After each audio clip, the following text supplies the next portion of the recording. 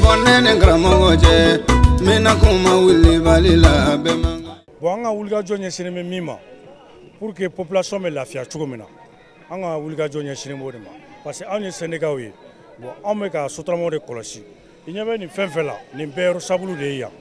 donc nous me trenga depuis mawludu damna domina fokona bla bila oni jeunesse be ka je ka barake mo be se ka lafia chugomina mawludu ka do nyumana ka bon nyumana imaye organisation mi gara nyina ni fa nyogona famana ka ke mo be no vraiment o be se go vraiment yoro libéré nous mais sans tout là on va se regarder pas de yoro inkono te me yoro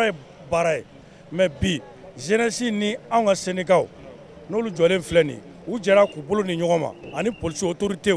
vraiment o ye barake baranye na kojugu bara mana ke sugo no ga be yoro gelabe ni ko mogoma na anga je ni yo fo mogoma ko na anga nyogon deku gela chama be bara inkono ba fo ko no ya ba kono chugumina parce que al na fora ka bu ga demala depuis 7h kana clé koro vraiment munu me ka bara ngi oni foli ka kan mais gela te bara ngono femi kadi ye vraiment gela to la parce que ni aw nyere ka la ini sa on sa do ka fora jamaka minga bonini ame do mi ke dron ala ka kramo mi angoro ala ka kramo mi angoro vraiment ame am sar fo ka sengu fo ka awere fo krengelele yala tiere la mawludu damne le fo kana bla bila chesri mi mawla ka nyesi jamana kono dewma ka kuna fon lase vraiment mbaw fo ko jugu dante foli muna bon kuma ka laba mene bolo ka nyesi population ma aramadea teta majigi ni sabali ko parce que ni ame ko population ambe de bo kono ambo kono polisu bo kono famaw bo kono ambe de bo kono la eni mene bolo ka nyesi population ma vraiment circulation fenoe abe famel le bolo anga an dusu faga ɲɔgɔn kɔrɔ ka taa ordre kɔnɔ ka segin ordre kɔnɔ famaw fɛnɛ olu de b'an sanfɛ olu de bɛ bɛɛ coiffer donc u ka dɔ fara ka wuli ka jɔ kan u bɛ baara mun na vraiment baara in ka ɲi halisa u ka dɔ fara a kan an b'o ɲini famaw fɛ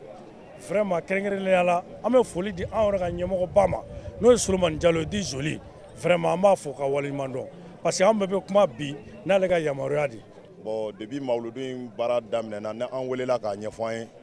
ani jeunesse y'a sigi Jaginɛbugu jeunesse an y'an sigi ka plan de travail dilan ani ɲɔgɔn cɛ yala a bɛ se ka ɲa cogo jumɛn na ani chauffeur bon maintenant an de ye chauffeur ka représentant ye sira in kan yan donc an sigila ka baara in plan dilan ani ɲɔgɔn cɛ ani autorité a ma kɛ autorité kɔ donc baara in daminɛli an y'a kumaw fɔ ɲɔgɔn ye an y'a baara daminɛ an bɔr'u la ka taa an ka base la ka taa explication di an ka chauffeur ma baara in kan ka kɛ kɛcogo min na u fana y'a faamu ko ni ala n'ala kira sɔnna ma olu yɛrɛ b'a kɛ an ta in kɛcogo la bon alhamdulilayi rabbil alamin an bɛ kɛnɛ min kan bɛɛ ɲɛ b'a la ye ko ye fɔ ko ban an ka chauffeurs bɛ ka fɔ an ye u bɛ ka wasa sɔrɔ a la u bɛ ka taa degun t'a kɔnɔ wɔyɔ t'a kɔnɔ clients bɛ ka don mobili kɔnɔ nɔgɔya la u bɛ ka se u seyɔrɔ la nɔgɔya la étranger minnu nana an y'o de fɔ ko gɛlɛya u ma kosɛbɛ kosɛbɛ mɔgɔ min bɛna bɔ i ka jamana kɔnɔ ka na jamana wɛrɛ la vraiment ka na i kungo la i kan k'o fisaya ni yɛrɛbakun ye donc an y'o kangari min dɔw ye alhamdulilayi rabbil alamin u b'an kɔ o la u bɛ ka dunanw accueillir kosɛbɛ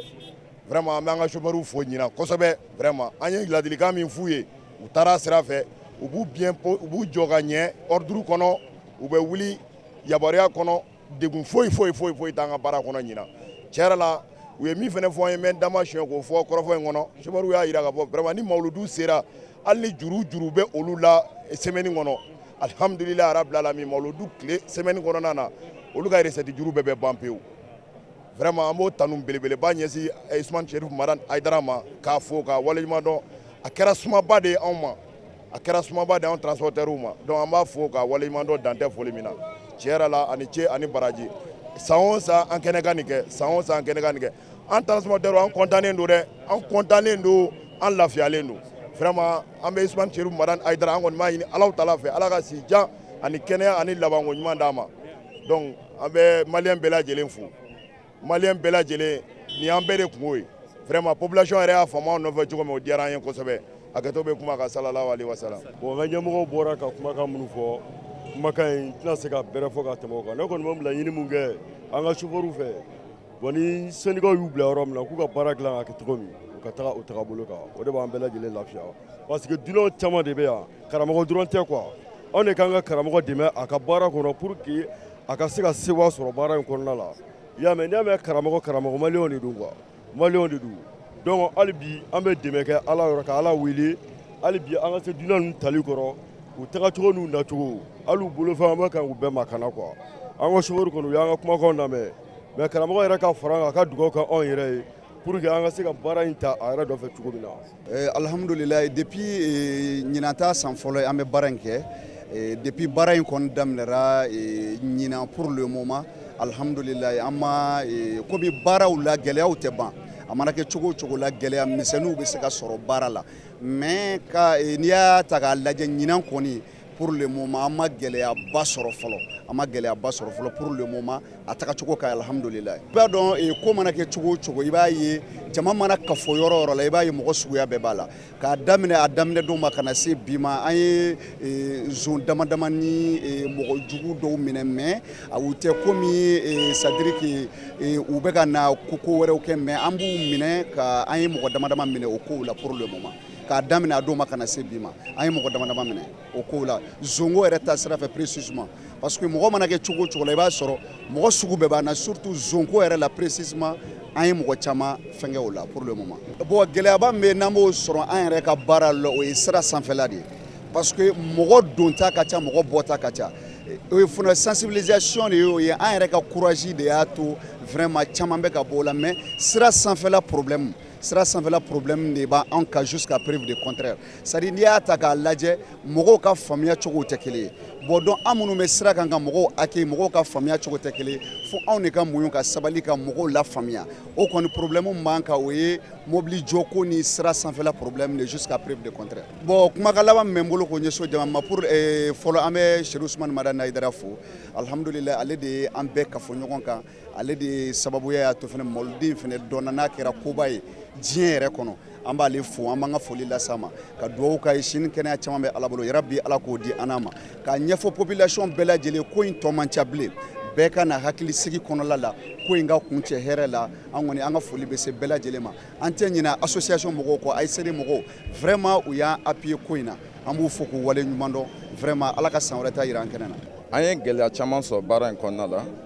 mais ala sababu la ani an ka faamaw ye mɔgɔ dama dama bila ka na fara an kan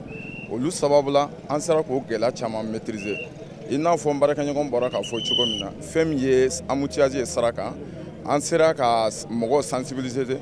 bon ala barika o y'an ka kumakanw mɛn fo ka se bi ma n b'a daminɛ Bangoni population la an bɛ yan olu de kama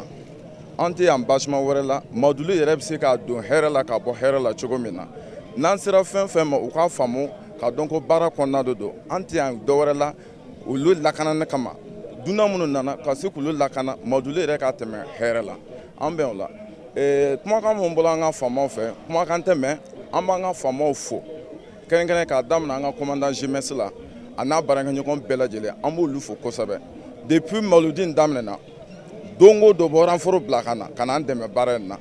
o renfort kɛra an ma sababu ɲumanba ye o ye baara caman nɔgɔya an bolo halisa an b'u fo kosɛbɛ dan tɛ foli min na. A ye bɔ ne ni karamɔgɔ cɛ n bɛna kuma wuli bali la bɛɛ man